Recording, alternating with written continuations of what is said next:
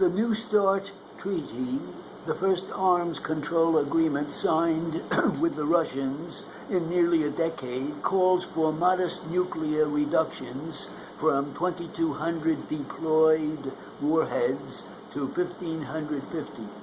It will make the world safer, guaranteeing each country continued insight into the other's strategic arsenals with data exchanges and regular inspections.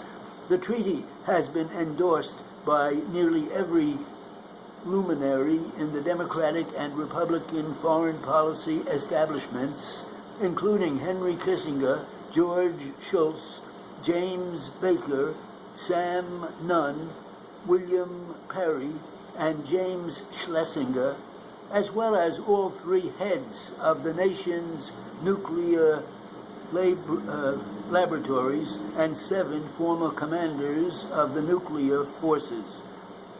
That should make Senate ratification certain. But some Republican senators, including Jon Kyl, James Inhofe, and Jim Domini, are still talking. Cold War habits and specious arguments die hard. The critic's biggest objection is that the treaty will somehow constrain American efforts to build missile defenses. They point to a line in the non-binding preamble about the interrelationship between offensive and defensive strategic arms, and a provision in the treaty that bans the use of missile silos or submarine launch tubes to house missile defense interceptors.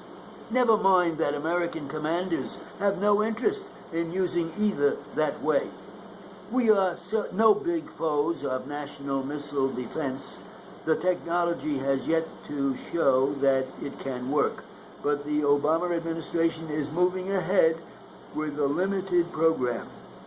And Defense Secretary Robert Gates has testified that the New START Treaty will impose no limits on us. Critics also charge that the Russians can't be trusted, pointing to a recent State Department report that acknowledged several unspecified compliance disputes related to the state treaty. But it also said Russia lived up to the treaty's central limits. What the critics don't mention is that START 1 expired last December. If the Senate fails to ratify New START, there will be no inspections and no data exchanged. Finally, critics claim that the Obama administration isn't doing enough to modernize the weapons it retains. If we have any complaint, it is that President Obama has gone too far to appease the nuclear lab directors and Republican critics on this point. He has promised $80 billion over the next 10 years to sustain and modernize the nuclear weapons complex, and $100 billion to refurbish nuclear weapons and deliver systems. At a time of huge deficits and 2 costly wars, that is far too much to spend.